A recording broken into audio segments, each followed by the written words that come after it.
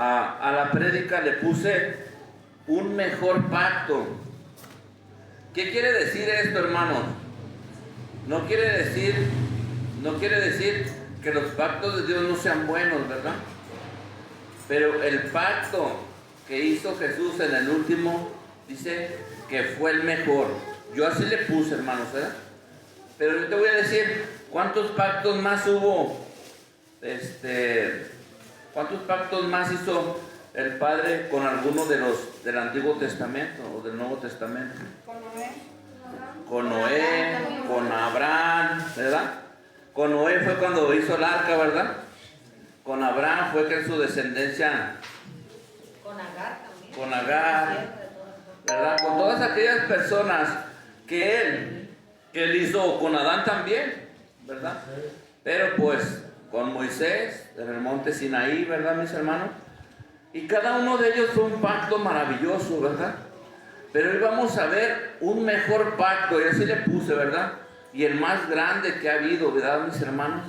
Y donde ahí se van a caer muchos muros, se van a derribar murallas ahorita, hermanos, donde tú vas a decir, es cierto y es correcto. La palabra de Dios nos tiene que enseñar, hermanos, la palabra de Dios nos tiene que enseñar cuál es el verdadero camino, ¿verdad?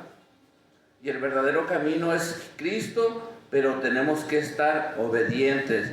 Tenemos que escudriñar la palabra de Dios, ¿para qué?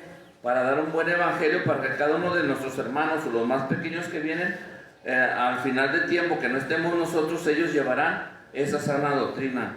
Y esa sana doctrina la tienen que llevar tus hijos. ¿Cuál es la sana doctrina? Lo que está en la Biblia, la palabra, la autorrevelación de nuestro Padre. Amén. Amén. Ya sabemos que hay varios pactos, ¿verdad? Eso ya lo supimos, ya como nos dijeron. Pero también Dios dice que hay dos pactos. Lo voy a dividir en dos pactos, así, antes de los demás que ustedes pronunciaron. La ley y el Nuevo Testamento. El Antiguo Testamento y el Nuevo Testamento. ¿Por qué lo vamos a dividir? No vamos a abolir, no vamos a quitar el Antiguo Testamento. Dice que el Antiguo Testamento es el cimiento para que pudiera seguir el Nuevo Testamento, ¿ven? ¿Sí me hice entender? Si no lo repito al revés, ¿sí?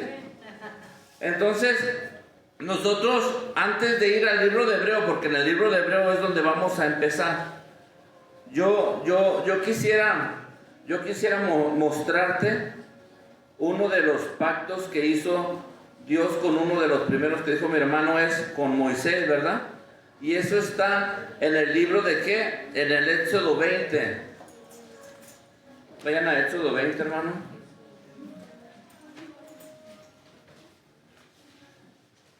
Donde el Señor, cuando sacó el pueblo de Israel, ¿quiere una Biblia, hermana? ¿O quiere una? No. ¿Vale? A ver. Dice que cuando subieron al monte Sinaí, se le iban a dar a Moisés. ¿Qué le iban a dar a Moisés?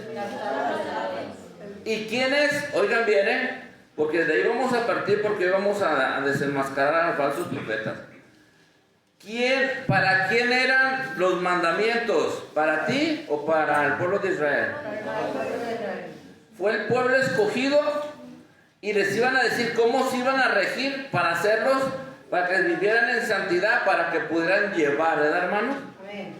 Y fíjate lo que dice el 1, ¿ya lo tienen?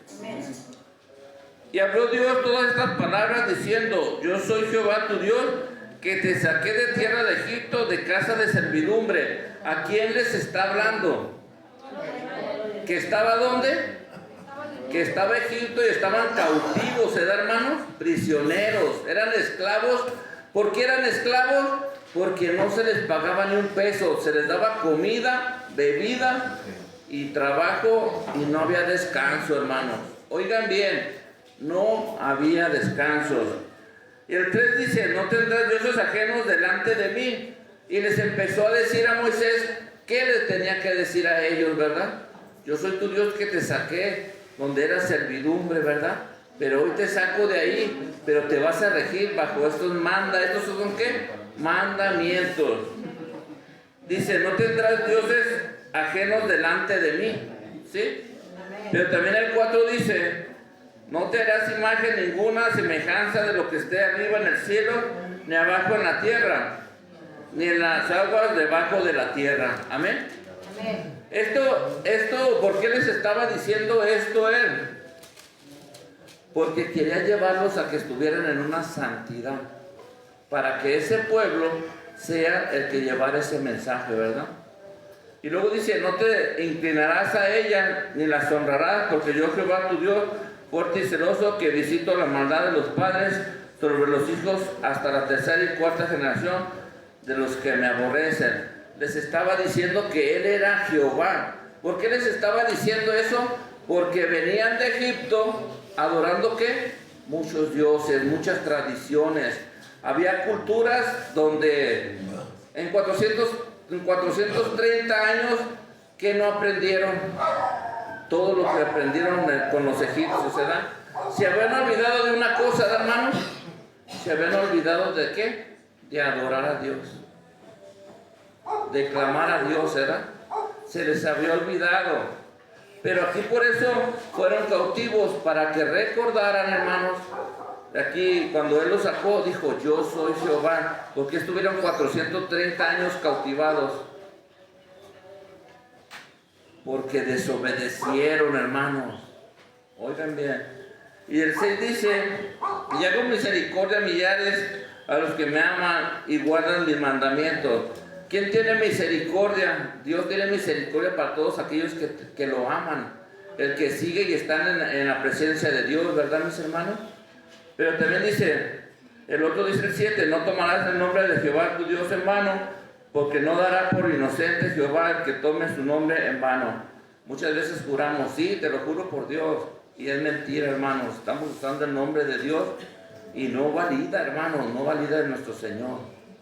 Y esto era también para el pueblo de Israel, claro que sí, ¿verdad? Le estaba diciendo para hacerlos santos, como Él es santo. El 8 dice, acuérdate del día de reposo para santificarlo, ¿verdad? Aquí equivale a ¿qué? Al sábado, ¿verdad, mis hermanos? Amén. Dice que en ese día ellos, ¿quiénes? El pueblo de Israel tenía que guardar ese sábado o ese sábado. Amén. ¿Quiénes? El pueblo de Israel. El 9 dice, 6 días trabajarás, aquí lo dice, y harás toda tu obra, mas el séptimo día, el día de reposo para Jehová, tu Dios, no hagas en él obra alguna. Le estaba diciendo que deben de dedicarlo a él. Tú, ni tu hijo, ni tu hija, ni tu siervo, ni tu criada, ni tu bestia, ni tu extranjero que está dentro de tus puertas. Muchas veces el Señor les dijo que no hicieran eso y ponían a los siervos a trabajar ese día, pero los hacían pecar a ellos.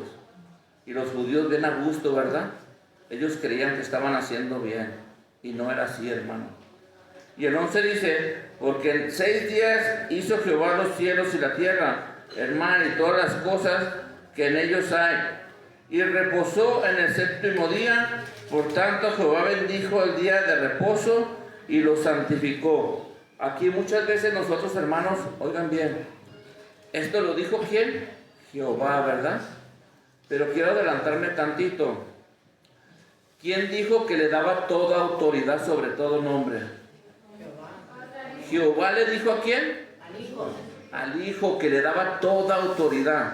Eso lo van a recordar, hermanos, ¿eh? Y luego dice 12, honra a tu padre y tu madre para que tus días se alarguen en la tierra que Jehová tu Dios te da.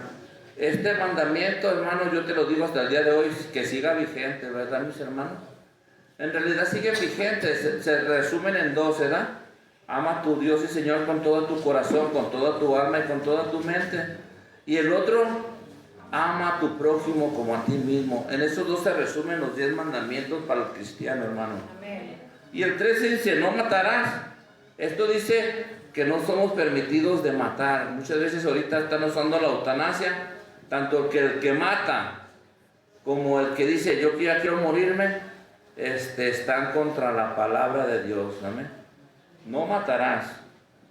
El 14 dice, no cometerás adulterio. El adulterio es desde fornicación hasta idolatría, hasta codiciar hasta dinero, ¿verdad? Todo eso es una fornicación, ¿verdad? No hurtarás. También el Señor nos manda no hurtar, ¿verdad? ¿Qué es hurtar? Dice que si no te lo ganaste limpiamente, hermano, no puedes. Si te pagan 10 pesos más, devuélvelos, hermano, ¿verdad? Aquí les estaba diciendo al pueblo de Israel. ¿Por qué el pueblo de Israel estaba dando todo esto? Porque recuerden que en aquel tiempo había muchos robos también, ¿verdad, hermano? Veían ganado, se lo robaban, veían a gente caminando en los caminos y los asaltaban, ¿verdad? Y les estaba diciendo cómo vivir una vida santa. Dice, no hablarás contra tu prójimo falso testimonio. Un falso testimonio, cuando llevaron a la mujer adúltera, ese fue un falso testimonio, ¿verdad, hermano? Porque habían cometido adulterio la persona, no nos hablemos de qué, pero nomás llevaron a una sola persona, ¿verdad? ¿A quién llevaron? A la mujer, ¿verdad? Cuando deberían de haber llevado a quiénes, a los dos, ¿verdad? ¿Y por qué nomás llevaron uno? Entonces ellos sabían que Jesucristo lo que estaba escribiendo ahí, ¿verdad? Y tal vez les estaba diciendo mentirosos, falta uno, ¿verdad? Así lo voy a poner así como en ese ejemplo. Pero el Señor estaba recitando una palabra que estaba en Jeremías, ¿verdad? Aquellos que abandonen al Señor, también Él los abandonará. Y ellos por mentirosos estaban adulterando, hermano. Estaban dando un falso testimonio. Amén. Cuando se estaban dejando guiar por algo que sabían, pero querían ponerle una trampa. ¿A quién? A Jesús. Y Jesús, como Él es Dios, Él sabía todo, ¿verdad? Él sabía cómo contestarles, ¿verdad? Y no necesitó tanto, nomás dijo, el que esté libre de pecado, que arroje la primera piedra. ¿Y quiénes arrojaron la primera piedra? Nadie podemos. Yo no te puedo señalar, hermana. Yo no puedo señalar a ninguno de ustedes, hermano. Porque el que esté libre de pecado, que arroje la primera piedra, ¿verdad? El Señor les mandaba esto a ellos para que fueran santos, porque Él es santo, para que fueran y llevaran esa comisión, ¿verdad? Pero vamos a ver qué pasa. No codiciarás la casa de tu prójimo, ni codiciarás la mujer de tu prójimo, ni tu siervo, ni tu criada, ni tu buey, ni tu asno, ni cosa alguna de tu prójimo. El Señor era bien claro, hermano. Aquella persona que sea codiciosa, hermano, pues hasta ahorita no podrás entrar al reino de Dios. Así de fácil, hermano, ¿verdad? Es por eso, hermanos, el Señor ya dejó aquí mandamientos, ¿verdad? Amén. Yo te voy a dar algo pequeño, dice ahí mismo, dice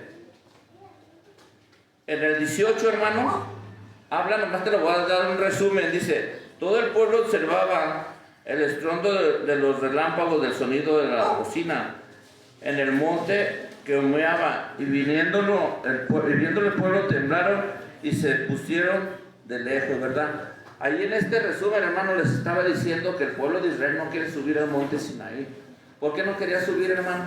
Tenían miedo. ¿Tenían miedo? ¿Y por qué tenían miedo? Por los estruendos. Dice que había una oscuridad, un estruendo. Cuando hizo a voz de bocina era así como algo cuando retumba la tierra, hermanos. Y mejor le dijeron que fuera Moisés. Ve tú, Moisés, y arréglate con él, ¿verdad? Pero entonces, hermanos, aquí viene lo bueno. Les dio el mandamiento, les dio estatutos y les dio la ley, ¿verdad que sí? ¿Para quién? ¿Para ti o para mí? Para el pueblo de Israel. Oigan bien, hermanos, para el pueblo de Israel. Porque después de que leamos lo demás, no quiero que digas, hermano, no es cierto, sí es cierto. Y si estoy mal, tienes derecho a corregirme.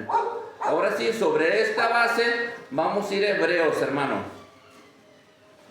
Hebreos 7. Tú ya tienes...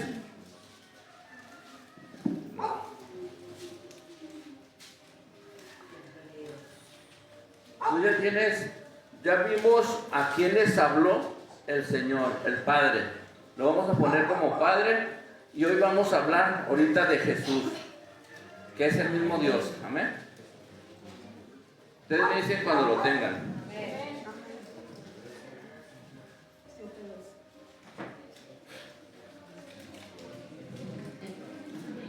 ¿Alguien sabe quién es Melquisedec? Fue rey de Salem, sacerdote que le salió al encuentro a Abraham cuando había ganado la batalla contra los 5 reyes y llevaba el botín de guerra. Amén. Ojo con lo que van a oír ahorita, hermanos. ¿Quieren que les hable del primero para los que no saben quién es Melquisedec? ¿Sí? Bien, les voy a hacer preguntas a mis hermanos jovencitos de atrás ahorita que terminemos, para que pongan atención. Dice el 1, 7-1, ¿eh? Ahora vamos a empezar En el 1 para que sepan mis hermanos quién es Melquisedec. Joana, Pupilo y mi hermano Enrique quieren saber, ¿verdad? Amén. Ahí va, ¿eh? Porque este Melquisedec, rey de Salem, sacerdote de Dios Altísimo, que salió a recibir a Abraham, que volviendo de la derrota de los reyes, le bendijo. Aquí hablan de un sacerdote, de un rey altísimo, ¿verdad? ¿Quién era ese rey? Melquisedec. Oigan bien. A quien asimismo dio Abraham los diezmos de todo, cuyo nombre significa primeramente rey de justicia y también rey de Salem. Esto es rey de paz. Esto tú lo puedes ver en Génesis 14, 17, tú lo ves en tu casa, apúntalo, y ahí viene cómo fue a pelear cuando se llevaron a su sobrino Lot. Y ahí nos dice, hermanos, que Abraham dice que dio un diezmo, ¿verdad? Hoy muchos, no me voy a meter en el diezmo yo porque no quiero hacer una contradicción. Hoy los diezmos no son vigentes, hoy los diezmos, este diezmo que dio, tú vas a ver que era de un botín de guerra que en aquel tiempo se usaban. En la Mesopotamia en aquel tiempo era, si pasteabas tus ganados en mis tierras tenías que dar un 10%. ¿Este botín de qué fue? De un botín de guerra. Hoy viene que se le dio a Melquisedec porque si era sacerdote del rey, era sacerdote del rey altísimo, y es porque él lo quiso dar. Amén. Y dice, hoy bien, y te voy a decir quién es esta persona, sin padre, sin madre, sin genealogía. ¿Quién sería? Que ni tiene Y que dice que ni tiene principio de día ni fin de vida, sino hecho semejante al Hijo de quién? de Dios, ni Cristo Jesús. Jesucristo, ¿verdad? Te lo está diciendo aquí el hermano. Permanece sacerdote ¿para qué? Para siempre. Entonces, ¿por qué bendijo uno al otro? Había una promesa. Esto se refiere que era Como el pacto que había hecho Dios con Abraham. sí, pero era algo así como Dios había prometido, había profetizado que el que viniera era sacerdote para siempre. Según el nombre de Melquisedec, les estaba diciendo que vendría uno que moriría una sola vez y para siempre. Pero el orden de Aarón era de generación en generación. Y hoy te lo vamos a ver, eran hombres que mortales. Y vendría uno, y era Jesús, y era para siempre. Amén. Un hombre que no iba a morir jamás. Amén. Amén. El 4 dice, considerar pues cuán grande era este, a quien aún Abraham, al patriarca, dio diezmo de ¿qué? Del botín. Él había peleado. Dice que en aquel tiempo cuando peleabas y ganabas podías quedarte con todo hasta reos, como dicen, como siervos, ganado, todas sus pertenencias. El que ganaba se traía todo lo que él quisiera, ¿verdad? Y vio a aquel sacerdote del Dios Altísimo y lo quiso bendecir, ¿verdad? Con lo que tenían del botín de guerra y se lo dio. Amén. Ciertamente los que de entre los hijos de Leví reciben el sacerdocio tienen mandamientos de tomar del pueblo los diezmos, según la ley, es decir, de sus hermanos, aunque estos también hayan salido de sus lomos de Abraham. ¿Qué quiere decir, hermanos? Que el pueblo de Leví tenía que ser, ¿qué? Sostenido, ¿verdad? Por sus hermanos, por aún con el trabajo de sus hermanos. Él dice de sus lomos, ¿verdad, hermano? Amén. Pero dice, pero aquel cuya genealogía no es contada entre ellos, ¿de quién se refería? Melquisedec. Tomó de Abraham los diezmos y bendijo a quien tenía la promesa. Amén.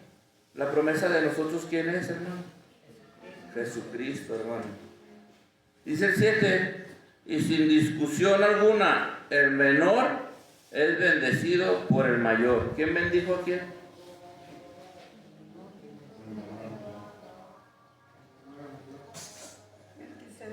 Melquisedec, exactamente. Hermano, Dios bendiga tu vida.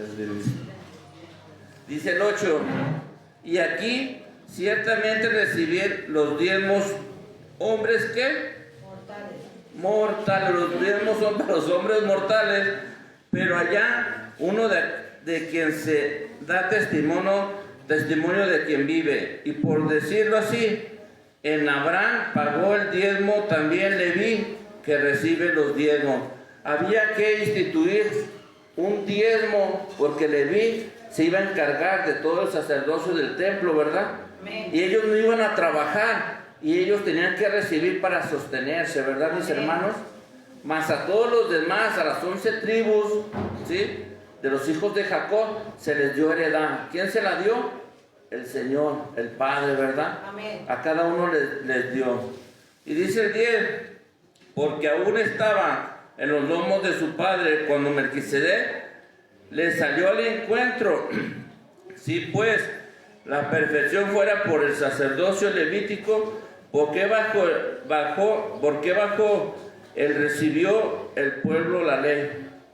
¿Por qué el pueblo recibió? Dice, lo voy a repetir, porque bajo él recibió el pueblo la ley. La ley era el ayo, el que iba a cuidar. La ley no perdonaba, la ley te mostraba tu pecado, la ley no podía redimir, ¿verdad que no, mis hermanos? No. No había redención. ¿Qué tenía que hacer? Tenía que llegar Jesucristo.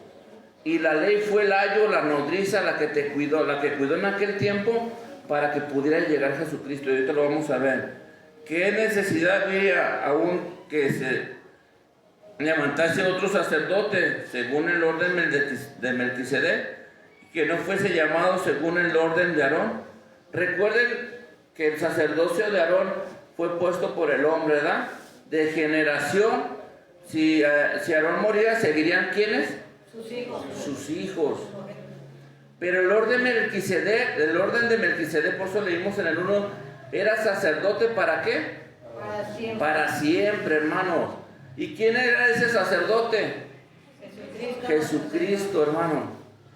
Por eso dice aquí, hermanos, hoy viene lo que te voy a decir, porque cambio de sacerdocio, aquí dice, necesario es que haya también cambio de ley. Entonces, ¿qué quiere decir, hermano, aquí?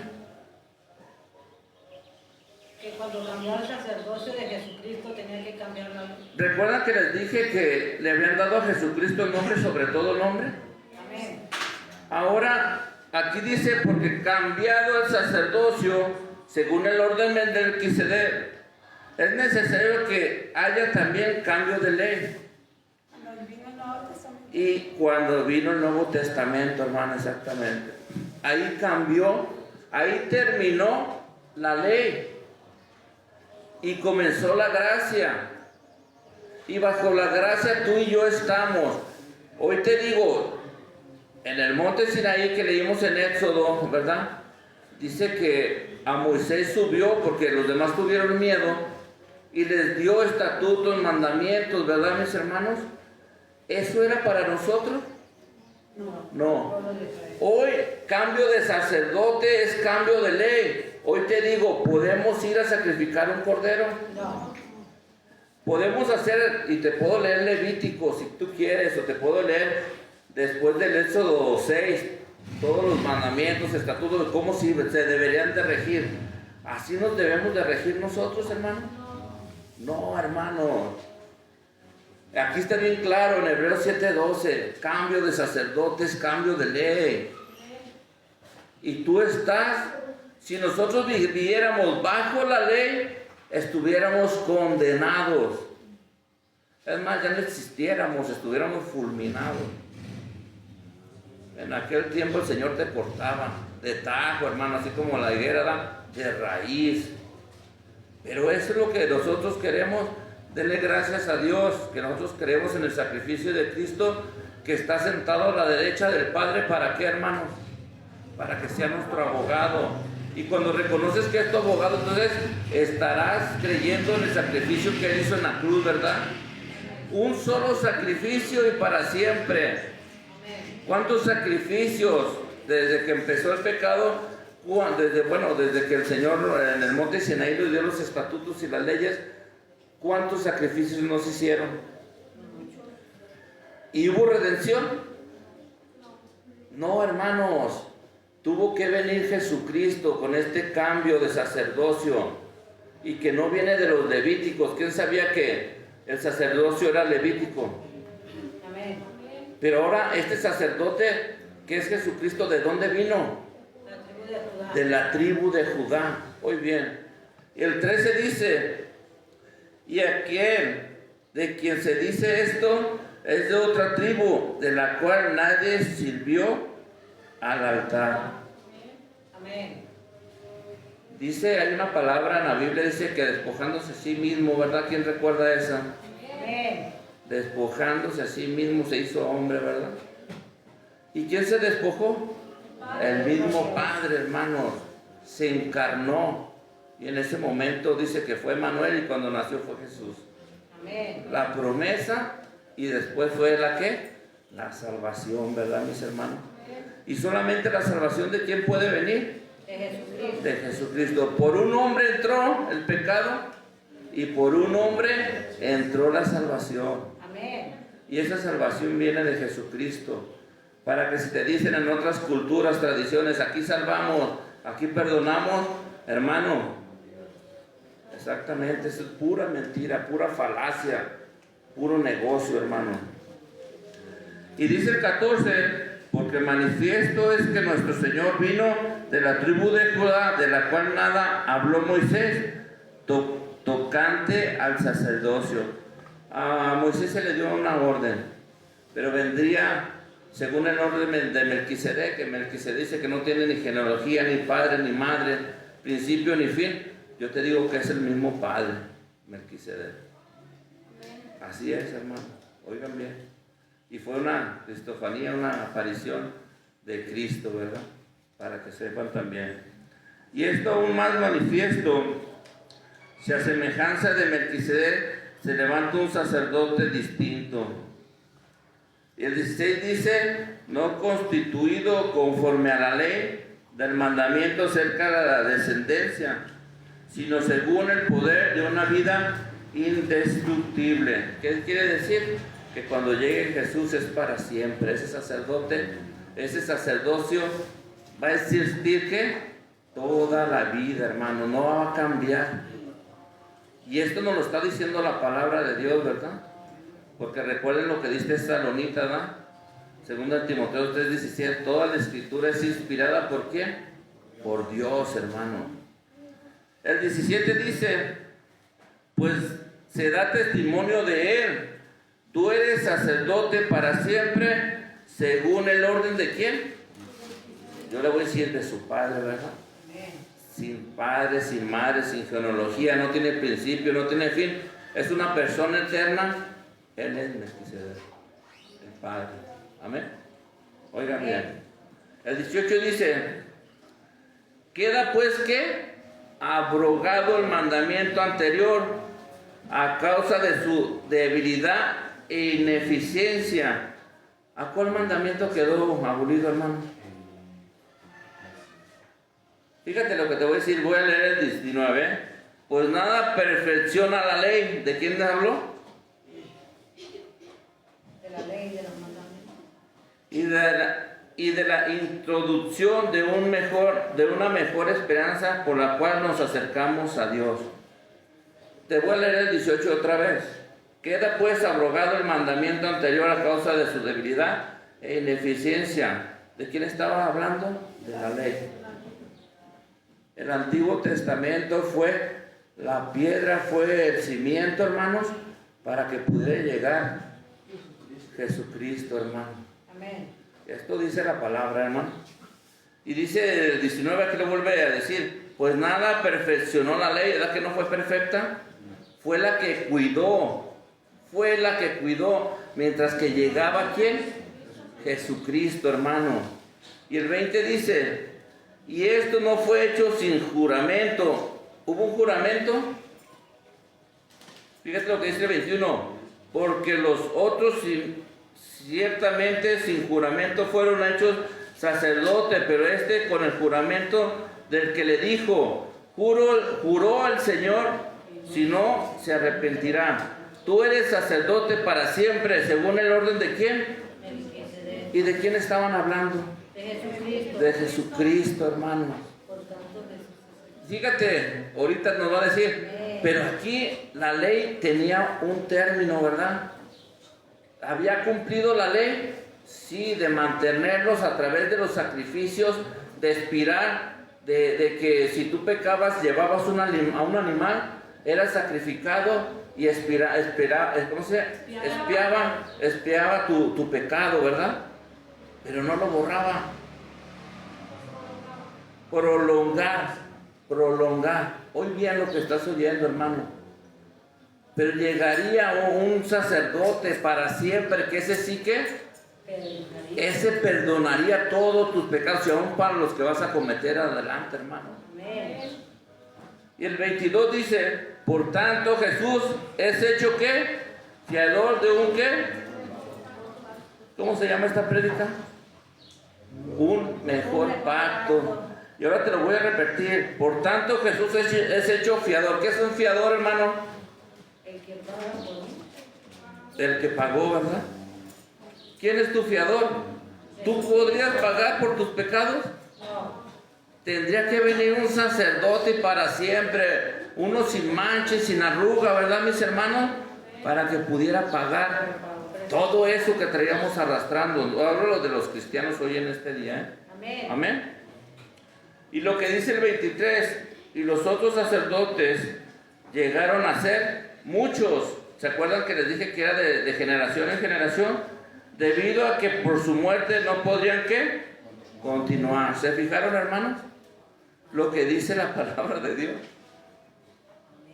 Dice que tenían que, dice, todos los sacerdotes desde Aarón, que fue el primero, y después sus hijos de generación en generación, porque fueron muchos que no están escritos aquí, dice que ellos tenían un límite, porque eran personas mortales, pero el orden de Melquisedec sería que vendría uno, hermano, para siempre, sin mancha y sin arruga, y que nomás con un solo sacrificio podría hacer todo esto, podría redimir hasta los siempre.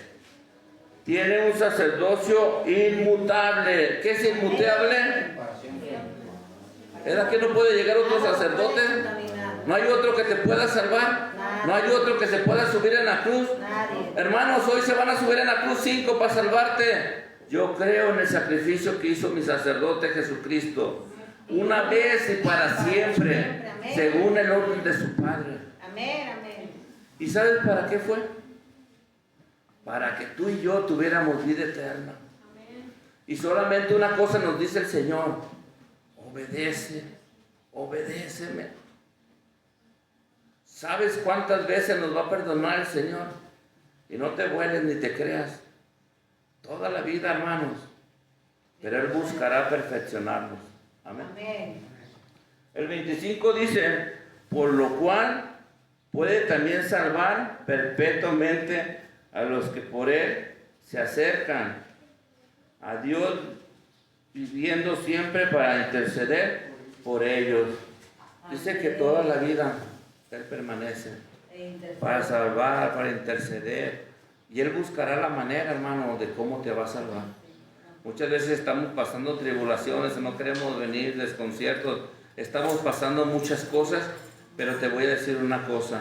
Él es Dios, y Él no va a dejar que te pierdas, hermano, ni que me pierda. Amén.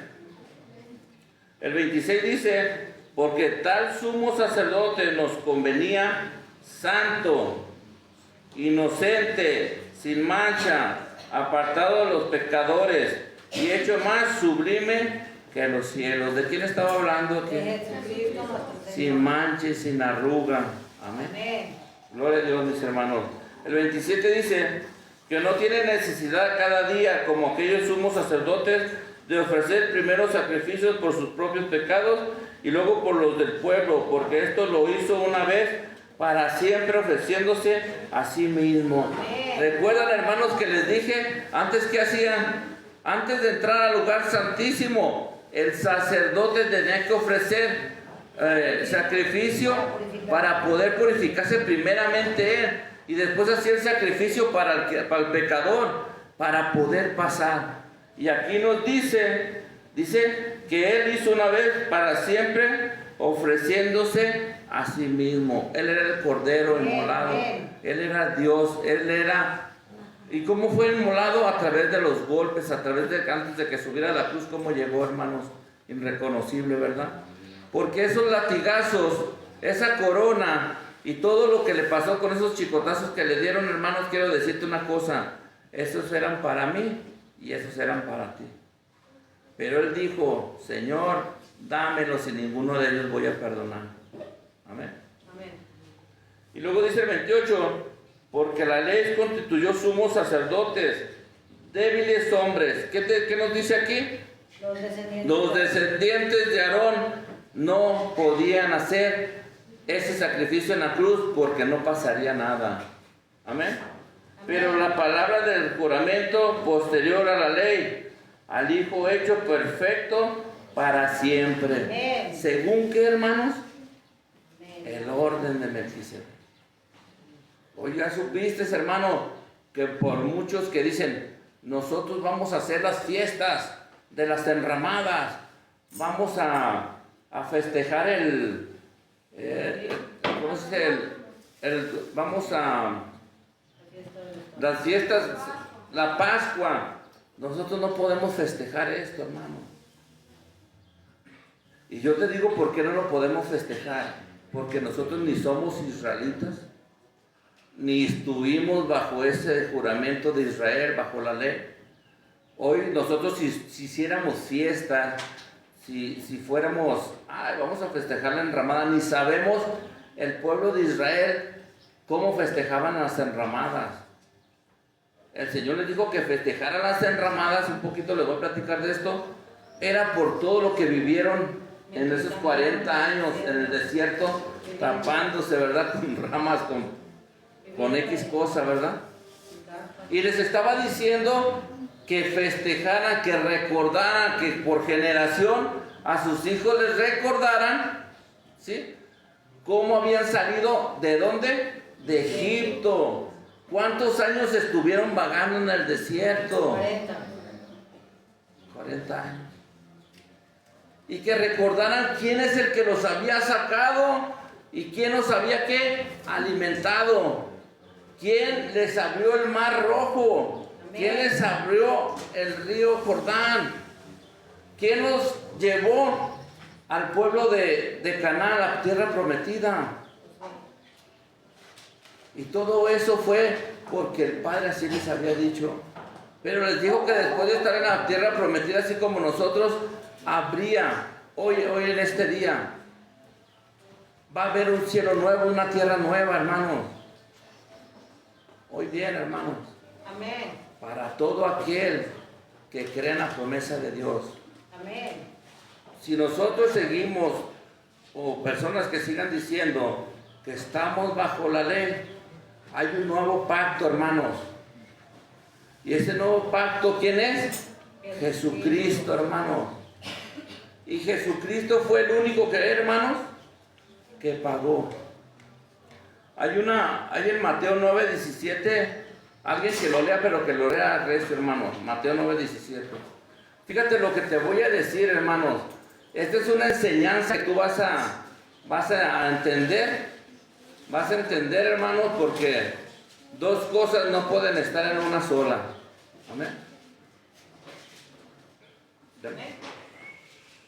Ni echan vino nuevo en odres viejos, de otra manera los odres se rompen y el vino se derrama, y los odres se pierden, pero echan el vino nuevo en odres nuevos, y lo uno y lo otro se conservan justamente. ¿Sí entienden esta palabra, hermanos? ¿Qué es un odre? Primeramente sabemos que tenemos que saber qué es un odre. Lo voy a poner como odre, ahí conservaban el vino, donde eran los camellos tenían un cuero, ¿sí?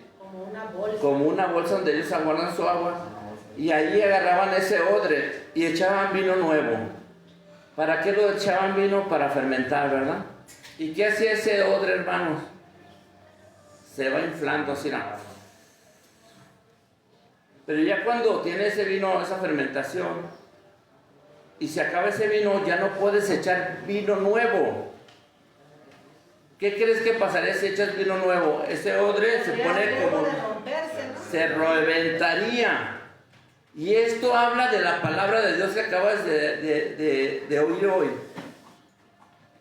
Ese vino nuevo, que es el Nuevo Testamento, no puede estar dentro del Antiguo Testamento. Pero dice que los dos son uno. Amén. Porque es como decir, te voy a poner más así edificantes. La primera parte, si no lees la primera parte, que es el pacto, el primer Antiguo Testamento, no pudieras leer el Nuevo Testamento. Amén. El Antiguo Testamento fue el cimiento para poder seguir para arriba, hablando de Jesucristo, hermano. Y los dos tienen que ser uno, sí, hermano, porque el mismo Dios del Antiguo es el mismo Dios del Nuevo Testamento. Amén. Hoy con esto voy a terminar, hermanos. Nosotros no podemos estar bajo el Antiguo Testamento ni cumpliendo todo lo que les dijeron al pueblo de Israel. Pero hoy estamos bajo la ley, que es la gracia, en un nuevo pacto, que es Jesucristo. Amén. Amén.